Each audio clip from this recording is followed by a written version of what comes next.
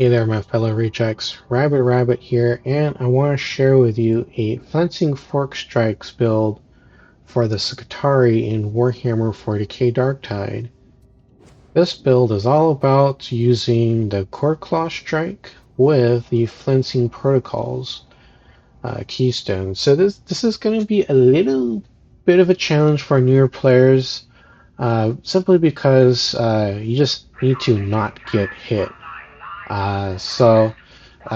This might be a little bit easier for folks that already know how to do dodging and all that, all the fancy footwork.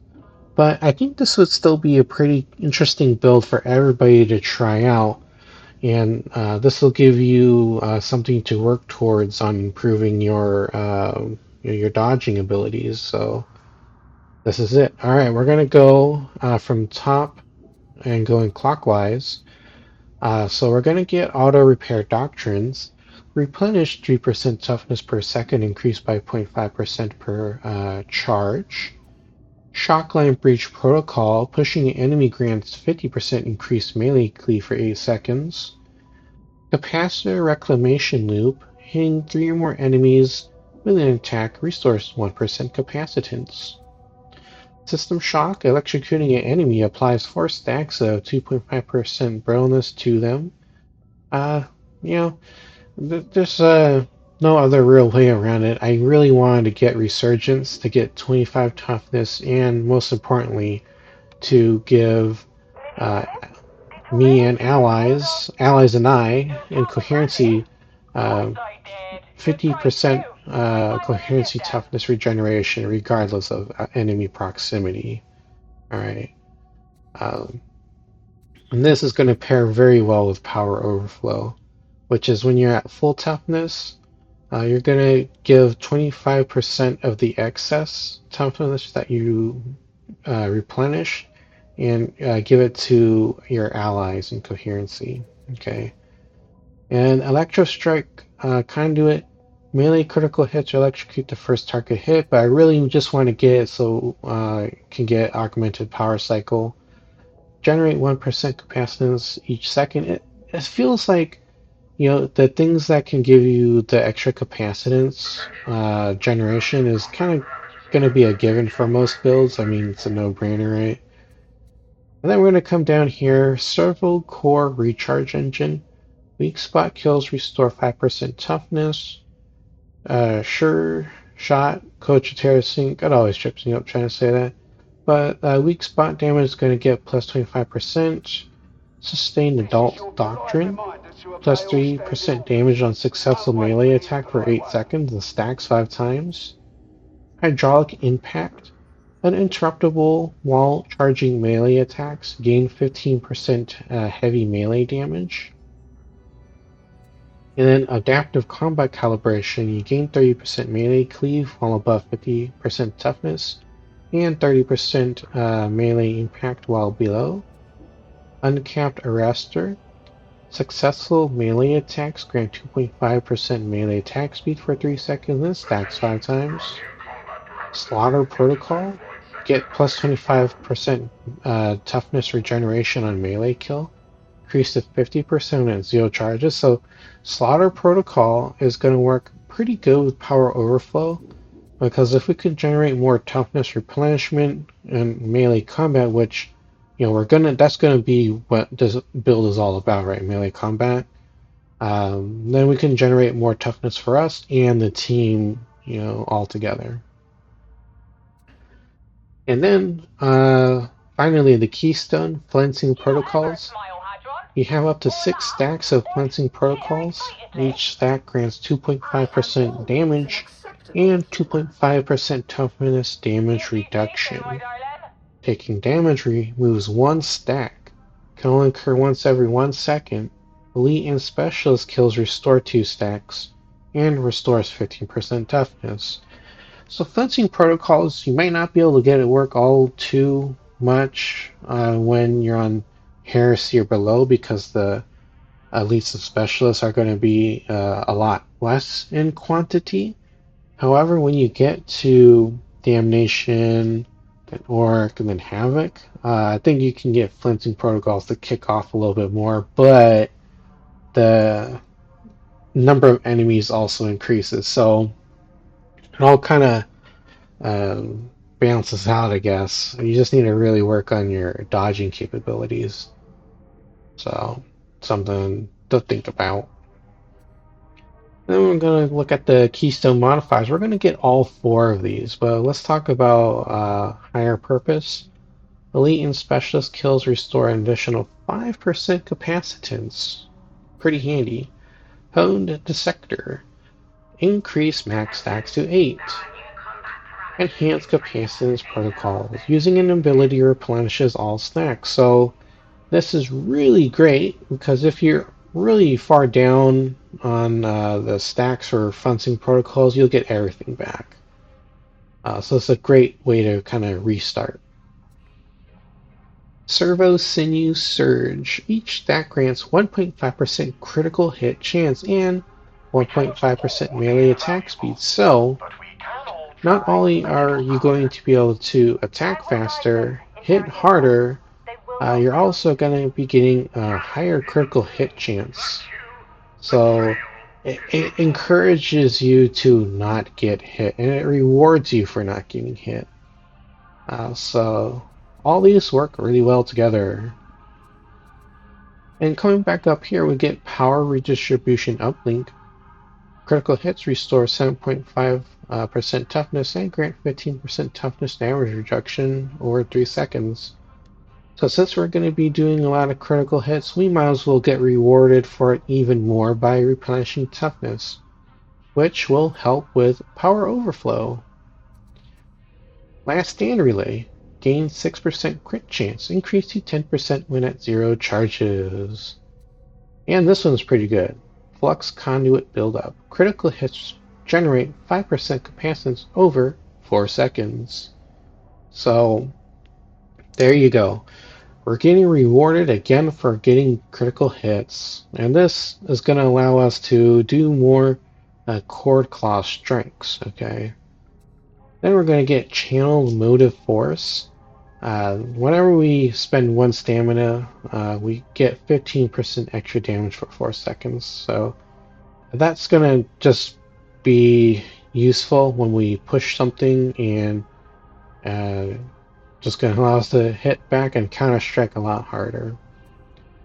Voltaic Restoration, that's going to give us 50% replenish to you and allies in coherency when we use the Chord Claw Strike, the ability.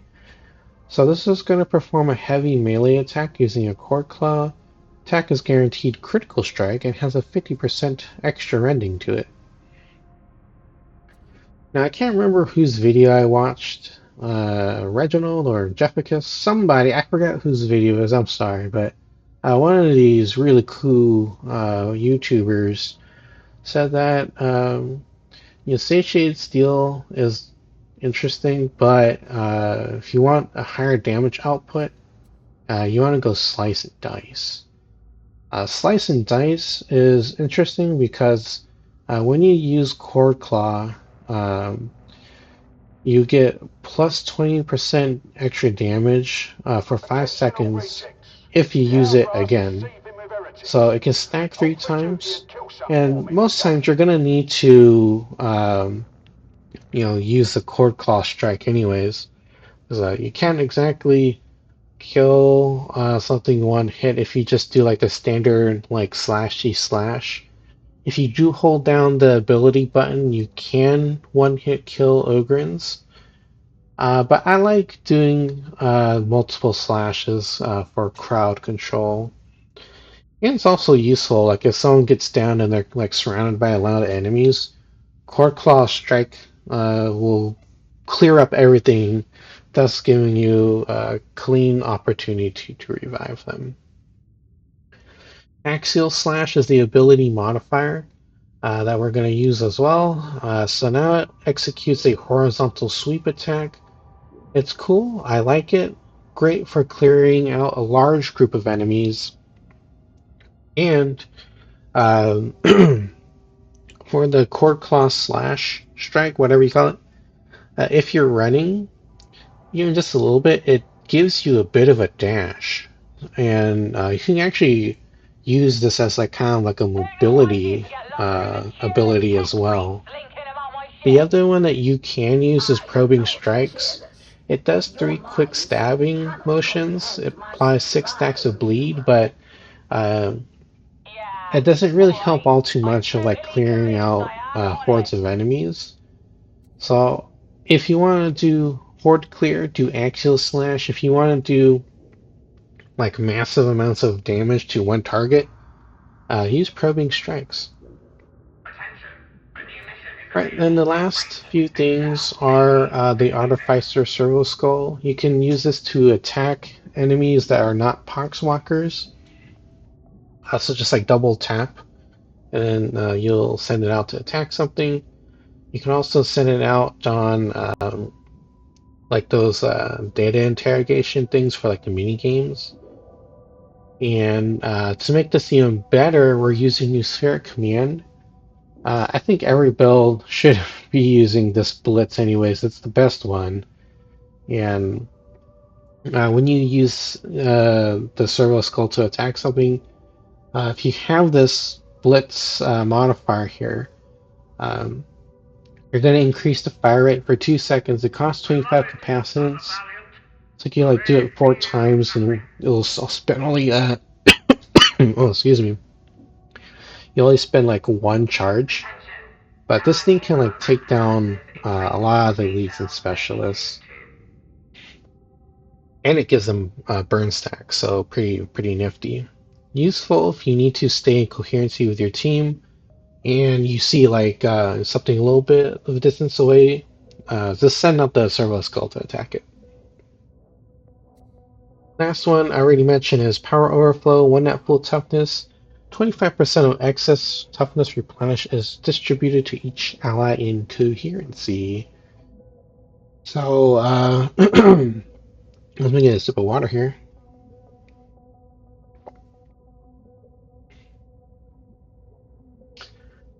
Much better. So, as you can see in this build, we get a lot of different ways to increase and recover our toughness, which is going to keep us and the team alive. Alright, let's actually look at our kit here. Paired Transonic Blades. I think you can use this on the Mechanicus Power Sword. If you want to do a little bit more shocky shock, because we are using, these 2 things here.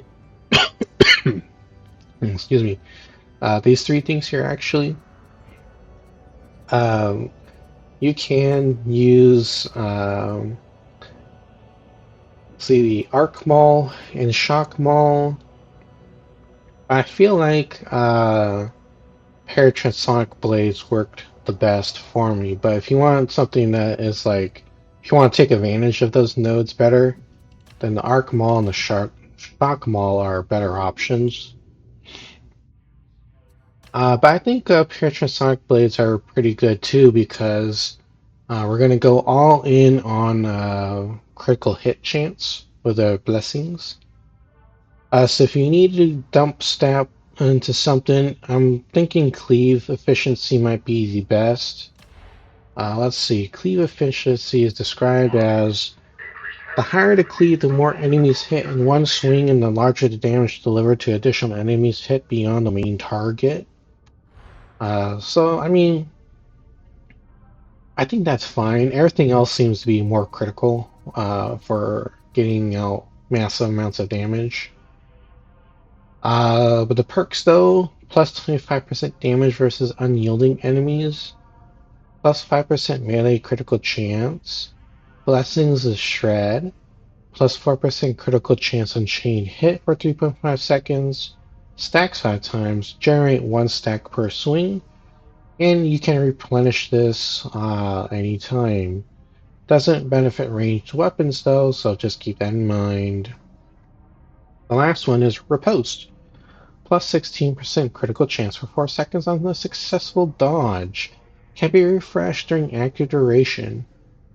Procs on dodging melee, range, non-gunners, reaper, snipers, or disabler attacks. So again, look, this is going to reward you for dodging here. So if you really want to improve your dodging skills, then you got to use this build because you're going to get massive amounts of benefits out of doing that. Okay. All right. What about the ranged weapon? So I think the Phosphor Blast pistol is going to be pretty good. You're not going to be dealing too much ranged combat, but sometimes you'll do need to, snap off a quick shot. And I think this pistol is the right candidate for that. You can aim fast, it hits really damn hard, and you get surgical, and that's gonna increase your critical strike chance even further, right? But let's talk about the stats. So if you need a dump stat, it's going to be mobility. I think that's fine. Everything else is going to be way more valuable than mobility. So 80% into everything if you can, except for mobility. Keep that at 60%. But this is the best I could do, so there you go. The perks, plus 25% damage versus unyielding enemies, and then 5% range critical strike chance. Blessings are going to be surgical, plus 10% critical chance for every 0.33 seconds while aiming. Stacks 10 times. Discharges all stacks upon firing. Moves all stacks when leaving alt fire mode. And even when you just aim for just a few seconds, you're going to get a lot of critical chance out of this. So worth it to use it. Powder burn, plus 20% damage against suppressed enemies, plus 40% suppression, and 40% minus 40% recoil on killing enemies within 12.5 meters. Can be refreshed during active duration. Boy, my throat's going out now. But there you go. The curios. It's going to be 16% maximum toughness for 2 curios, which you can see here. Get combat ability regeneration, ally revive speed, toughness regeneration speed. Toughness regeneration speed is going to help with the, what do you call it? The resurgence aura. It's going to allow you to get back up to full faster, and then allow you to do power overflow, right? And then I heard that combat ability regeneration is just it lowers the amount you need to get to a full charge for your capacitance. So it's a no-brainer to use. And the last one is plus 1 wound. That's just gonna give you an extra chance to not go down. And then the perk is plus 5% toughness, 4% combat ability regeneration, and ally revive speed. All right, so I had to pause it real quick, but I'm going to show you a couple of tests that I did for what this build can look like to give you a preview of how this performs, damage output, and all that. So one of them is going to be for the Transonic blades, and the other is going to be the Mechanicus power sword. Both are going to be tested, and hopefully you have a great time watching it. Alright, well, I gotta go. And if you are only watching this for this portion of the video, I appreciate it if you can hit the like button, subscribe to the channel, and change the notification to all. That'll let you know when I have these kind of videos go up. I do builds, I do gameplay tips, and it'll help the channel grow. Whereas right now it's a microscopic channel. You can't even find it if you have the Hubble telescope. Alright, it'd be amazing if you found this at all, really. Right, well, thanks for your time. Hope you enjoy the gameplay previews, and I'll see you next time. Bye-bye.